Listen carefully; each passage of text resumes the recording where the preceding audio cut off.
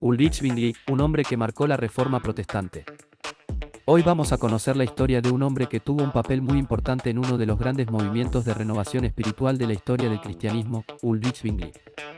Zwingli nació en el año 1484, en Suiza, y fue sacerdote y posteriormente pastor. Vivió en una época en la que Europa estaba experimentando grandes cambios políticos, sociales y religiosos.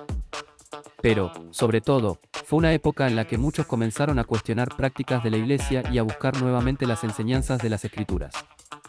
Zwingli estudió profundamente las Escrituras y también recibió una sólida formación humanista. Con el paso del tiempo, comenzó a defender una idea que sería fundamental para la Reforma: la Biblia debía ser la autoridad principal para la vida y la doctrina cristiana. En el año 1519 llegó a Zúrich, donde comenzó a predicar. Allí desarrolló una forma de enseñanza que tenía una característica muy importante: en lugar de basar sus sermones principalmente en tradiciones religiosas, comenzó a explicar los textos bíblicos de manera sistemática. Su deseo era que la Iglesia regresara a la palabra de Dios. Y aquí encontramos una de las grandes lecciones de su vida: cuando una persona descubre algo en las Escrituras que confronta sus propias ideas, debe estar dispuesta a cambiar. Zwingli comenzó a cuestionar algunas prácticas que consideraba que no tenían suficiente fundamento bíblico. Entre ellas estaban ciertas tradiciones religiosas, el uso de imágenes en el culto y determinadas prácticas relacionadas con el ayuno. Su pensamiento fue creciendo y también generó oposición. En 1522, Zwingli y un grupo de personas participaron en un episodio relacionado con el consumo de carne durante la Cuaresma. Este acontecimiento se convirtió en uno de los símbolos de la creciente reforma en Zúrich. Pero Zwingli no solamente quería cambiar algunas costumbres. Su visión era mucho más profunda.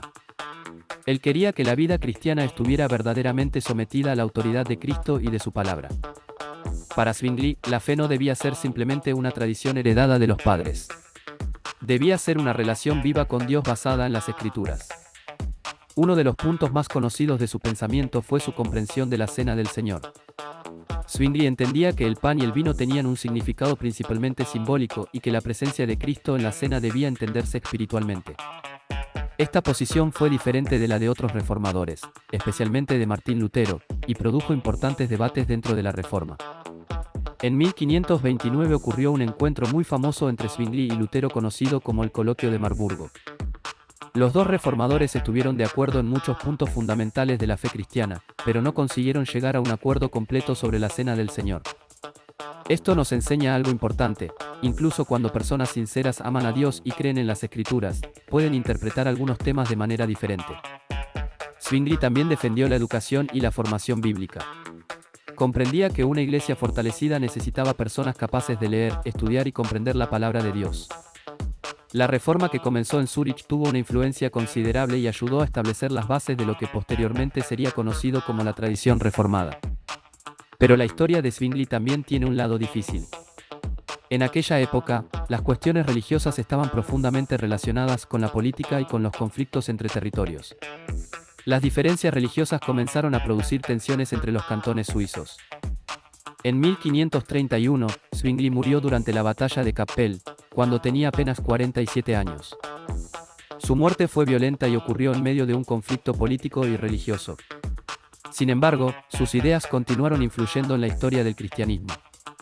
Entonces, ¿qué podemos aprender nosotros de Ulrich Zwingli? Primero, debemos volver constantemente a la palabra de Dios. La tradición puede tener valor histórico, pero nuestra fe debe ser examinada a la luz de las Escrituras.